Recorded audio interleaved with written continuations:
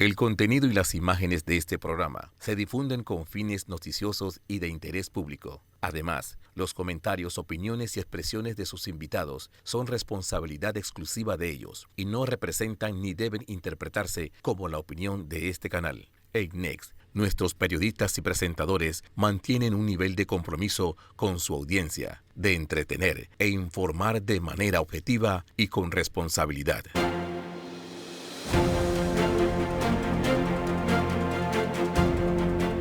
Muy buenas noches, señores televidentes de este su programa A Capa y Espada. Esta noche nos encontramos con todo el equipo completo. Estamos con nuestro gran amigo, hermano, colega, abogado político, penalista, civilista, candidato, exdirector, subdirector, Alejandro Pérez Zelaya, buenas noches. Muy buenas noches a todos los leales y fieles, hablando de que en esta época hay mucha traición, leales y fieles televidentes asiduos de su programa Capa y Espada. También nos acompaña nuestro gran amigo, abogado penalista, profesor universitario, Omar Sin. Muy buenas noches a todos nuestros radioescuchas, televidentes, los que se conectan por el canal de YouTube.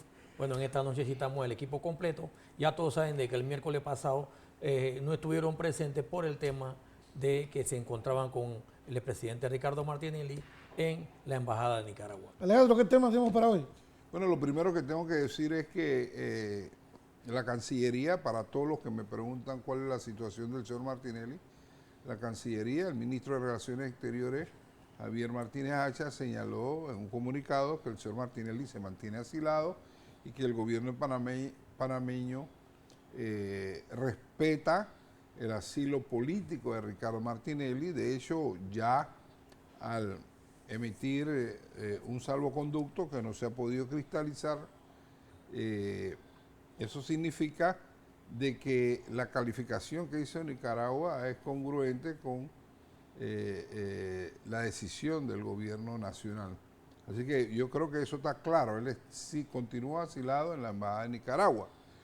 Por otro lado, yo quedé muy impresionado, Ronnie, con el nombramiento de Javier Caraballo como embajador de Panamá en Austria. Yo quedé impresionado porque parece que fue el pago de algo. Yo me imagino que fue por haber dado la opinión para tumbar el fallo del Tribunal Electoral con el recurso de inconstitucionalidad que hizo en menos de un día. Yo me imagino que ese favor fue altamente gratificado. No, yo creo que es otro caso. Yo creo que el favor viene por el lado del caso de las compensaciones de los Diablos Rojos, en el cual un par de personajes hoy encumbrados, él se inhibió del ejercicio de la acción penal, una cosa muy rara en el Ministerio Público, que apela a todo, ¿eh?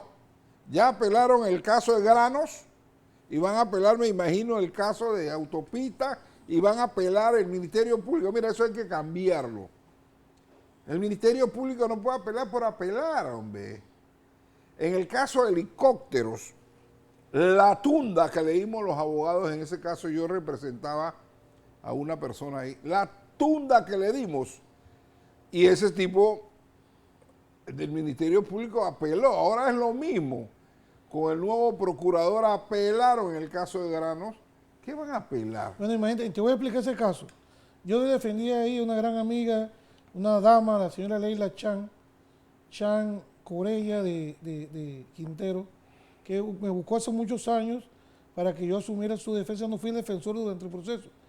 Pero cuando yo me preparé para esa audiencia, Alejandro, yo no había podido ir, y se lo tengo que agradecer a la jueza Águeda Rentería, que cuando vio mi excusa y vio la foto de lo que yo padecía, permitió que el defensor público asistiera a la señora para la defensa de sus derechos durante toda la audiencia, y me permitió a mí hacer el alegato de conclusión. El alegato medio de conclusión empezó, te lo digo, leyendo el artículo 32 de la Constitución, que habla sobre el debido proceso.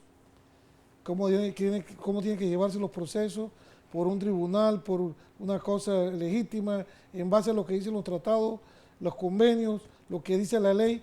Así empecé yo leyendo el artículo 32. Posteriormente a eso me fui a un tema que era el artículo 20 y 33 del Código Judicial, que establece lo siguiente: el sumario tendrá una duración de 4 meses. En caso de haber personas, es el segundo acápite, de haber personas detenidas, varias personas detenidas o haber varios delitos, se podrá prorrogar hasta por 2 meses. Pero ese parágrafo segundo requería que el fiscal que tuviera una causa y se le vencieron los términos, una vez se le vencían o unos días antes, él hacía un escrito de 3 páginas. Señor juez, en esta causa es un poco enredada, se me venció el término, solicito una prórroga, y el juez se la daba de forma inmediata. Eso demoraba un par de días porque nadie opinaba, lo daba el juez. Pero en ese momento, y le dije a la jueza, no debemos olvidar que era el momento en que los fiscales creían que eran los jefes de los jueces y hacían lo que le daba la gana con los casos y tomaban las determinaciones que le daba la gana. Yo había llevado a cabo un caso,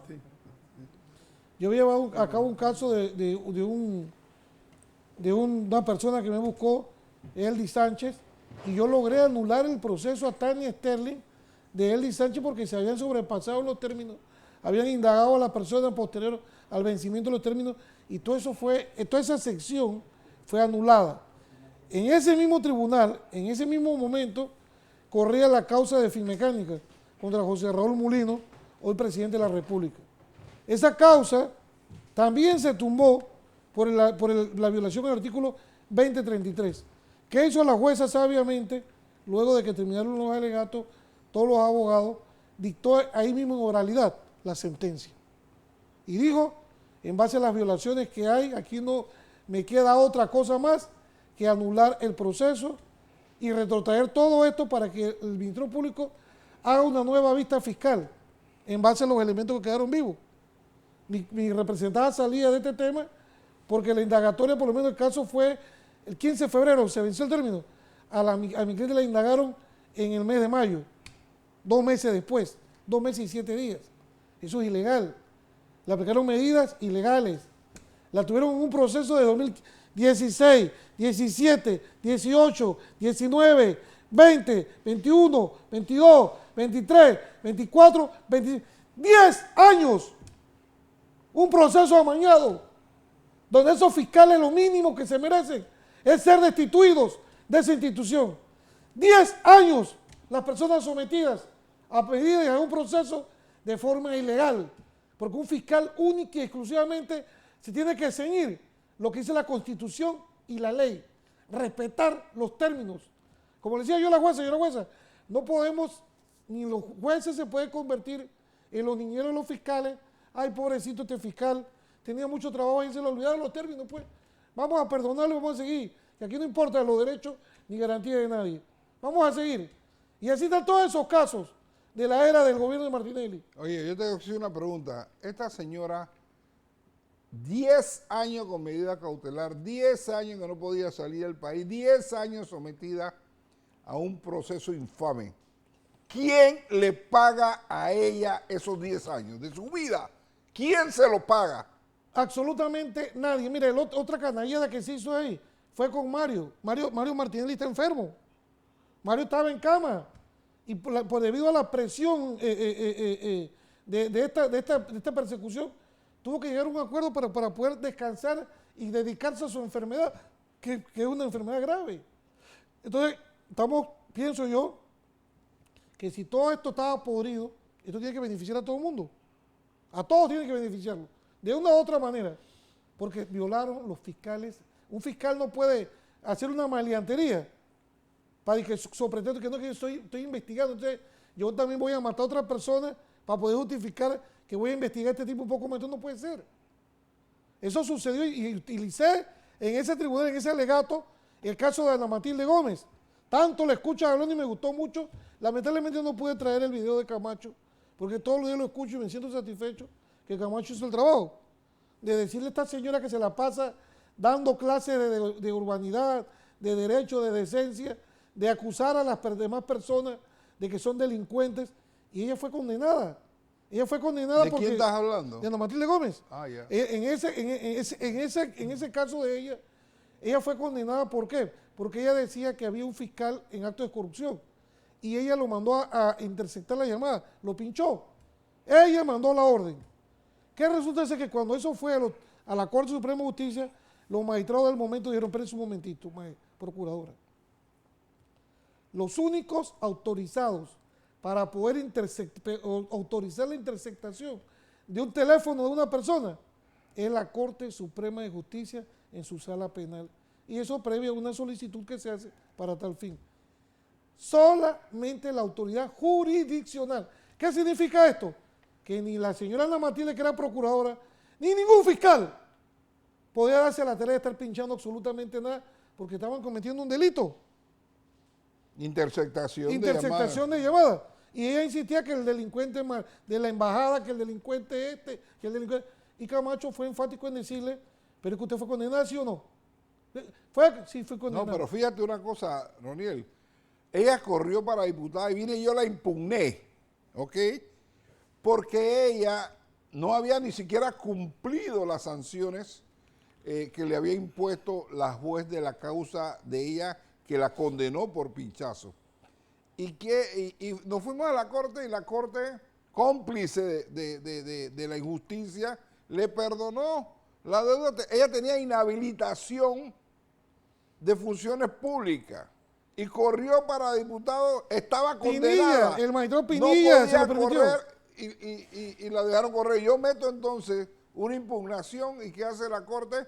Le reduce la pena. O sea, no dice que es inocente, le redujo la pena. Ella discutía con Camacho diciendo que la corte la rehabilitó. Dice, no, usted está condenada. Ya está condenada. Usted fue procesada y fue condenada. Lo que hizo fue reducirle la pena y levantarle la sanción de inhabilitación de funciones públicas y se la hizo retroactiva, pues. Yo me acuerdo que Zavala, el profesor... Pero ella, la postulación de ella fue totalmente ilegal. Claro que sí. Porque ella estaba condenada y no podía ejercer funciones públicas y no podía correr, sin embargo. Eso se lo debemos a Pinilla, el ex magistrado Pinilla fue el que uno de los que participó en eso a favor de la susodicha, ¿no?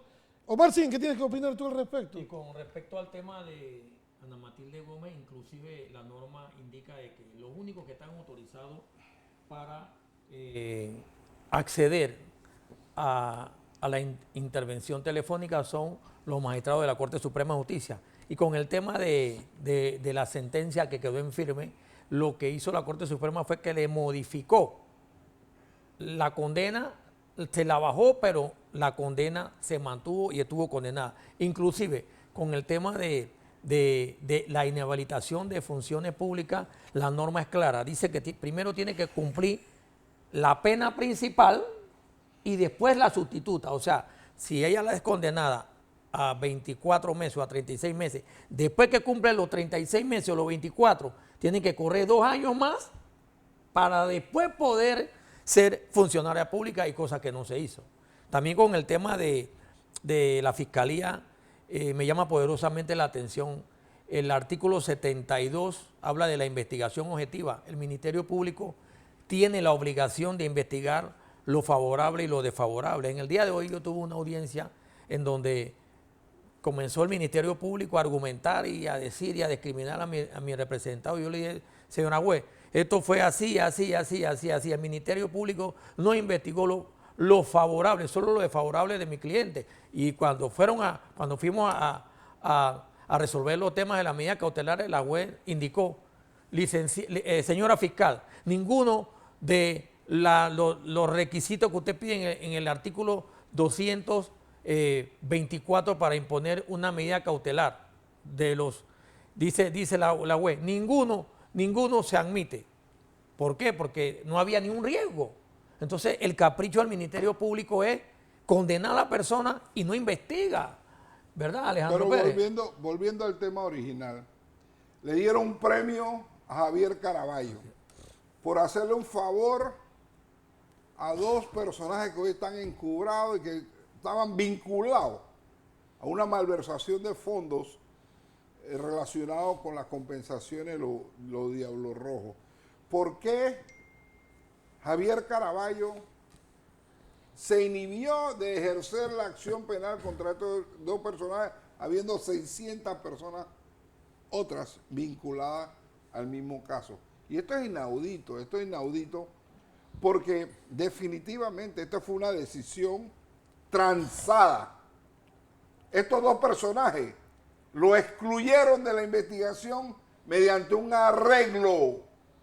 Y ese arreglo, la consecuencia de ese arreglo, para mí es el nombramiento de Javier Caraballo como embajador en Austria. Y él es un embajador inmoral, inmoral. Ese fue el que en una hora opinó en contra de Ricardo Martinelli para que no corriera como candidato presidencial. Él. Y ha hecho un montón de cosas. Mira, yo le metí como 10 diferentes denuncias. No investigó nada. Todo lo archivaba. Él, así como fue un procurador general de la nación, pusilánime e inmoral, así mismo va a ser embajador en Austria. Pusilánime e inmoral. Bueno, definitivamente me llamó poderosamente la atención ese nombramiento porque a pesar de que el presidente de la República tiene la facultad de nombrar los embajadores, yo considero que existen muchos profesionales, abogados con mucha experiencia del derecho internacional. Entonces, ¿por qué se utilizó una figura, una ficha de Nito Cortizo y de Gaby Carrizo? Aquí, a todas luces, Caraballo es ficha de Nito y de Gaby.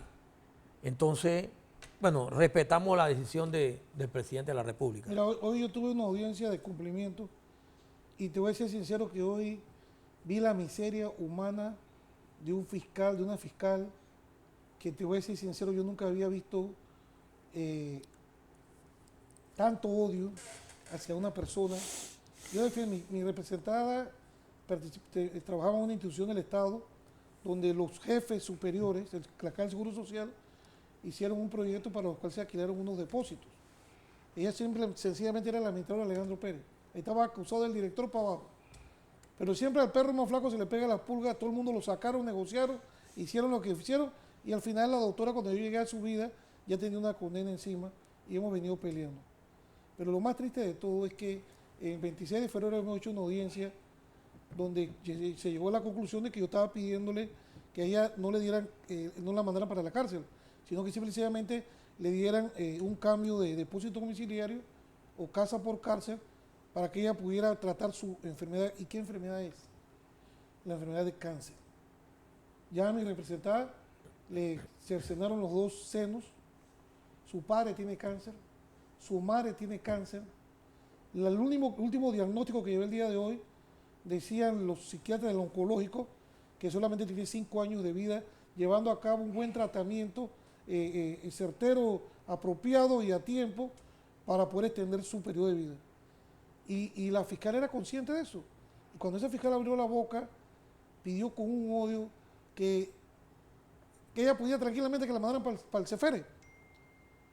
Que ella podía valerse del cáncer y que lo podían llevar y le podían pasar sus medicamentos. Yo le dije a la jueza, mire, tanto ella depende de sus padres como sus padres dependen de ella. Los médicos dijeron que llevarla a un sistema de estrés para este tipo de enfermedad era fatal. ¿Qué más tú quieres que te están diciendo eso? Los médicos del Instituto de Medicina Legal y una fiscal despiadadamente. Yo quisiera, ¿sabes por qué me emberraqué? Alejandro y Sin, que esa berraquera no es con los narcotraficantes, ni es con los verdaderos maleantes.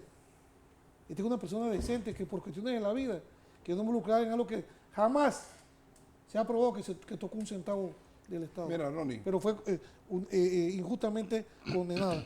Mira, y al final del camino, la juez estableció que tenía razón. En base a lo que decían los médicos, que ella le daba un depósito domiciliario y le dio toda la apertura para que pueda ir al médico y llevarle los medicamentos. Esto es humanidad. Esto es lo que habla el artículo 14 del nuevo Código Procesal Penal. Respeto a los derechos humanos, ya sea del preso, ya sea del querellante, ya sea de la víctima, ya sea del fiscal, ya sea del abogado. Todo hay que respetarlo. No hay que ser insensible. Y hoy me tocó tocarle el corazón a esa jueza y la felicito, porque es una excelente labor con relación a la decisión que tomó. Entonces, señor procurador, concientice a esos fiscales que se desplayen o que se luzcan con el crimen organizado, con las bandas criminales, con los narcotraficantes, con los terroristas, que se luzcan ahí, acusándoles vehementemente, sin piedad. Pero cada caso es distinto a cada cosa. Y no podemos medir con una misma vara a todo el mundo. Hoy considero injusto, porque yo trabajé en esa institución y te voy a ser sincero, uno veía cosas, muchas veces nos tocaba hacer diligencia, como dice, investigación objetiva, lo bueno, lo malo y lo feo, lo que le favorece y lo que no le favorece. Entonces, Alejandro, ¿qué decías? No, yo lo que digo es que yo discrepo contigo en el sentido de que pedirle al Procurador General de la Nación, el nuevo, Luis Gómez, que adecente el Ministerio Público. Si el último acto de indecencia del Ministerio Público que lideriza Luis Gómez, el último acto de indecencia fue opinar en contra de la demanda de inconstitucionalidad de Ricardo Martinelli. Ese fue el último acto de indecencia. Porque el mamotreto New Business, que es una gran mentira, y que fue usado en contra de Ricardo Martinelli solamente para impedir que él corriera como candidato presidencial. Ese mamotreto se cayó. El delito precedente no existe. El artículo 254 del Código Penal exige delitos precedentes. Este es el glosario de los delitos que pueden causar blanqueo de capital. Explícale lo que sucedió ahorita recientemente con ese caso en particular. No, sí, El delito precedente. se cayó. El caso de autopista, que supuestamente era el delito precedente, se cayó. Se cayó porque no había delito, se cayó porque el informe de Contraloría, que acredita la posible existencia de peculado, decía que la obra había sido terminada en un 97% y lo que no quedó terminado fue reclamado cuando se ejecutó la fianza de cumplimiento. Y en ese caso, ese era el delito precedente en el caso de New Business. Un caso donde una compraventa de acciones, una transacción privada, la convirtieron en un caso penal para perseguir políticamente a Ricardo Martinelli y lograr el objetivo final, que no corriera como candidato presidencial. Porque si corría en este momento, este país tuviera prosperidad económica y no la tenemos. Tenemos un ministro de Economía y Finanzas que no sabe cómo aumentar la tasa de empleo, no sabe cómo crear empleos. Tenemos un ministro de Economía y Finanzas que no sabe cómo atraer inversión extranjera e inversión interna. ¿Cómo va a venir inversionista a Panamá si aquí no hay un Estado de Derecho? Aquí hay inseguridad jurídica. Tenemos un ministro de Economía y Finanzas que no sabe cómo reducir la deuda externa panameña. Tenemos un ministro de Economía y Finanzas, por primera vez en la historia de la Comisión de Presupuestos de nuestro país, tuvo que presentar 4 veces el presupuesto para que se lo aprobaran. Entonces este hombre, la situación económica de nuestro país es grave. Lo que pasa es que como ellos tienen plata y pueden comer donde le da la gana y gastarse la plata que quieran, ellos creen que todos los panameños están en igual circunstancia y no es así. Aquí hay mucha pobreza y la pobreza es galopante. Entonces me están hablando de que ya vamos por el 63% de informalidad en la economía panameña. Aquí no hay plata. Y cuando la gente dice no hay chen-chen, no hay chen-chen. Pero ¿cómo vamos a hacer para establecer políticas económicas que logren todo lo que yo le estoy planteando y que podamos despegar económicamente? No hay capacidad. Felipe Chalman no tiene la capacidad para derrumbar la economía del país hacia derroteros de bienestar, progreso y sostenibilidad económica. No va a haber crecimiento económico mientras Felipe Chalman esté al frente del Ministerio de Economía y Finanzas. Entonces yo no sé qué espera el presidente de la República para sacarlo y poner a alguien que sepa. Él no sabe. Él no sabe administrar finanzas públicas. Entonces, yo siento que cada día la situación se va a empeorar, no tanto por el tema de la mina, no tanto por el tema de Panamá, porque se va a empeorar por la situación económica de la mayoría de los panameños pobres que se están empobreciendo. Entonces, yo siento que aquí hay un escenario muy, muy complicado y necesitamos a alguien que sepa. Estoy seguro que si hubieran dejado correr a Ricardo Martinelli, no solo hubiese ganado con un porcentaje mucho más alto, sino que él hubiese sabido desde el día 1 cómo lograr la prosperidad económica que todos los panameños queremos y que añoramos cuando Ricardo Martinelli fue presidente entre el 2009 al 2014.